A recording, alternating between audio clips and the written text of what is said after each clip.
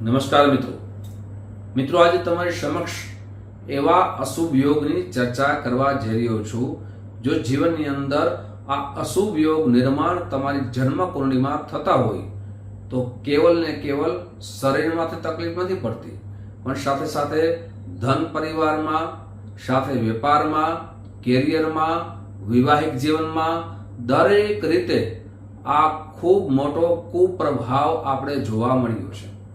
આ કયા અશુભ યોગ છે એની વિશેષ ચર્ચા કરશું, સાથે કયા ગ્રહોથી આ અશુભ યોગ નિર્માણ થાય છે એ પણ ચર્ચા કરશું, શું એના ઉપાય કરવા જોઈએ તે પણ વિશેષ ચર્ચા આપણે કરવા જઈ રહ્યા છીએ।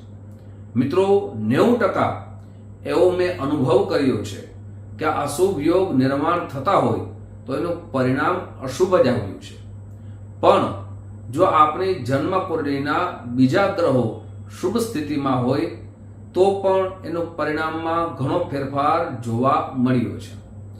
સૌથી પહેલા જે ભયાનક અશુભ યોગ કહેવામાં આવે છે એ છે શ્રાપિત યોગ। આ શ્રાપિત યોગ ક્યારે નિર્માણ થાય છે? શનિ અને કેતુ અથવા શનિ અને રાહુ।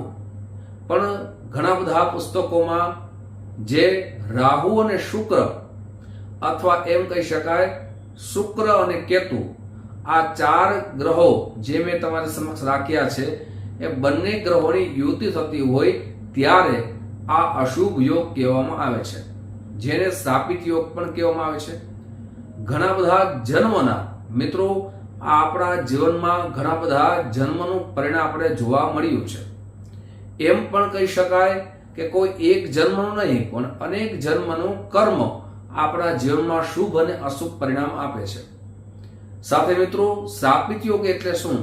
મારા વિડીયોમાં હું કહી ચૂક્યો છું કે આપે કોઈનો અપરાધ કર્યો હોય, જેમ કે સાધુ, સંત, સતી અથવા બ્રાહ્મણ, આવા જેની પૂજા કરીએ છીએ એવા વ્યક્તિઓનો અપરાધ કર્યો હોય, એના મુખેથી શ્રાપ લાગ્યો હોય તો એને શ્રાપિત યોગ પણ કહેવામાં આવે છે। પણ સાથે એ પણ કહી શકાય કે એમનું મન ખૂબ જ લાગણી એની દુભાણી હોય અને એનું ઘણું બધું ધન આવા વ્યક્તિઓનું આપણે ઝૂંટવી લીધું હોય અથવા એની સાથે અન્યાય કર્યો હોય તો આવા વ્યક્તિઓ જો કોઈ શ્રાપ આપે તો આપણા જીવનની અંદર ખૂબ જ અશુભ પરિણામ મળે છે। સાથે કોઈ સ્ત્રી જેનું જીવનમાં કોઈ નથી, આવી સ્ત્રીઓને ખૂબ જ આપણે અન્યાય કર્યો હોય તો તેનો પણ શ્રાપ લાગે છે, તો આને શ્રાપિત યોગ માનવામાં આવે છે। હવે મિત્રો તમારી જન્મ કુંડળીમાં આ યોગ નિર્માણ થતો હોય તો બીજા ભાવની અંદર તો શું નુકસાન થાય છે? તો કે શ્રાપિત યોગ બીજા ભાવમાં થતો હોય તો ધન કદાપી બચતું નથી, અથવા બીજું પરિણામ મળે છે કે પરિવારથી સુખ મળતું નથી, પરિવારથી ખૂબ દૂર રહેવું પડે, અથવા પરિવારમાં ખૂબ જ કંકાસ થાય, પરિવારની અંદર જે પ્રેમ હોય એ પ્રેમ એ પ્રાપ્તિ થઈ શકતો નથી। સાથે મિત્રો પોતાના જીવનની અંદર સારું વિચારી શકતો નથી અને કુસંગત લાગવાથી એ ધનનું નુકસાન આપણે જોવા મળ્યું છે। આ શ્રાપિત યોગનું નિવારણ શું કરવું જોઈએ અંત સમયમાં તમને ચોક્કસ ઉપાય બતાવીશ। હવે મિત્રો બીજા યોગની ચર્ચા કરીએ તો બીજો યોગ છે ગ્રહણ યોગ।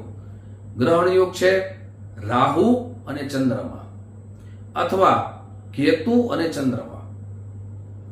ગ્રહણ એટલે શું મિત્રો? ગ્રહણ એટલે આરોપ અથવા બીજા વ્યક્તિની સાથે આપણે અન્યાય કરવો એમ કહી શકાય। હવે આપણે જે કાર્ય કર્યું નથી છતાં આપણી માથે આરોપ આવે એ ગ્રહણનો એક પ્રભાવ છે।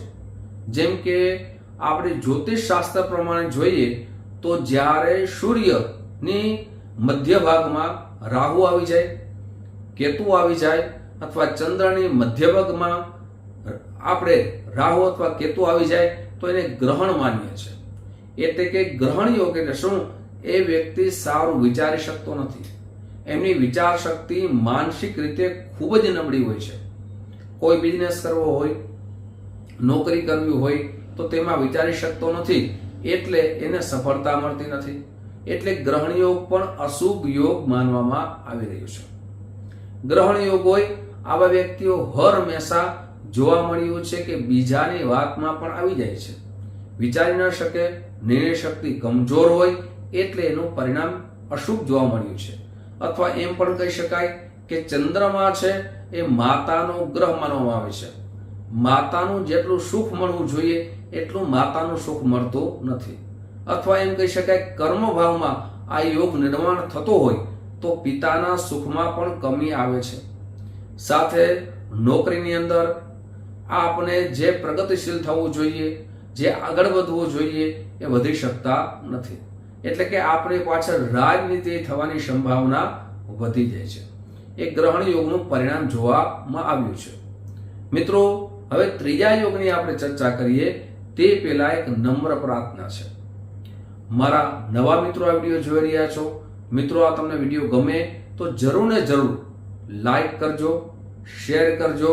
સાથે તમારી જન્મકુંડળીમાં કયા અશુભ યોગ આપ ભોગવી રહ્યા છો, કયા અશુભ યોગ આપની જન્મકુંડળીમાં થઈ રહ્યા છે, કોમેન્ટ બોક્સમાં જરૂર આપ કહેજો.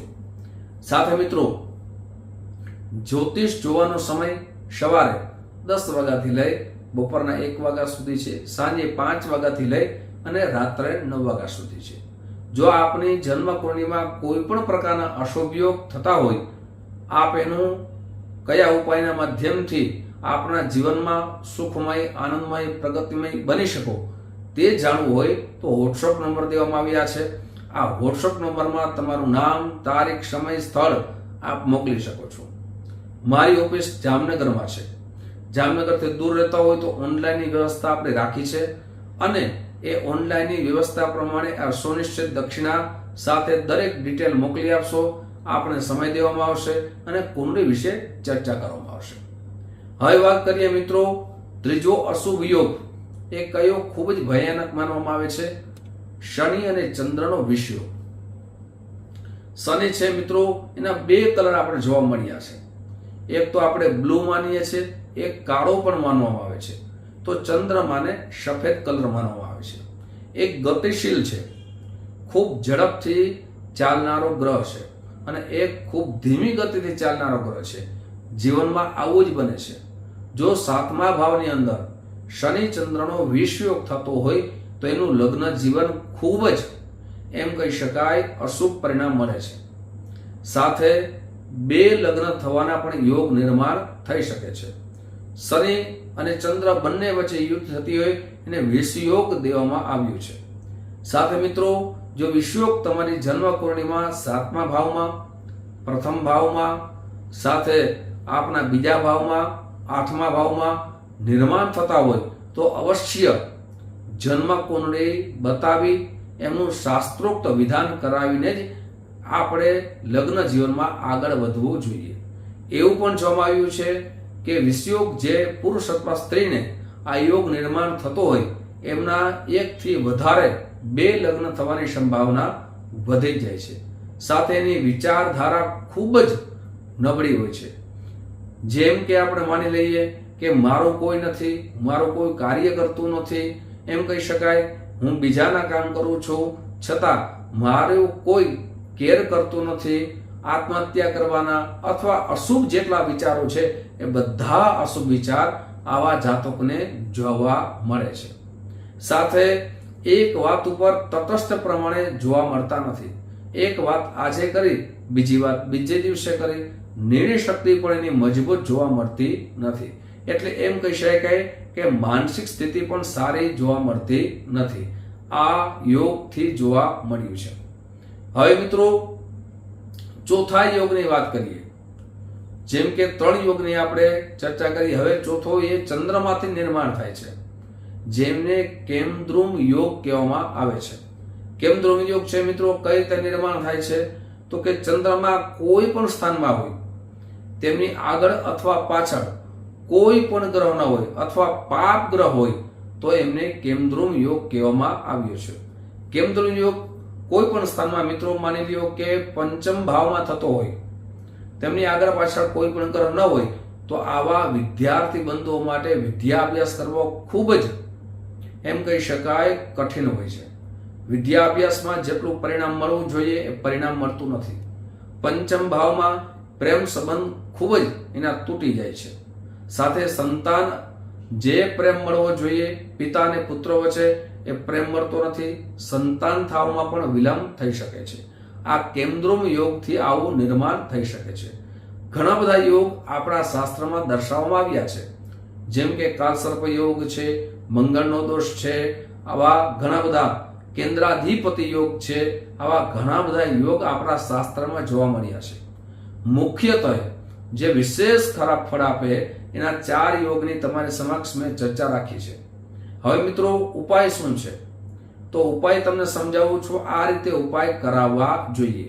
ઘણી વખત આપણે જોયું હશે કે 2 કલાકની અંદર શનિ ચંદ્રનું કેવલ પૂજા કરી અને કહે કે આપણું વિધાન પરિપૂર્ણ થઈ ગયું છે, તો એનું પરિણામ સારું આવતું નથી. અથવા દોષ જન્મ કુંડળીમાં જે આવે છે એનું પરિણામ પણ સારું આવતું નથી. 2 કલાકમાં કોઈ પણ પૂજા કરી અને દોષનું નિવારણ ન થઈ શકે.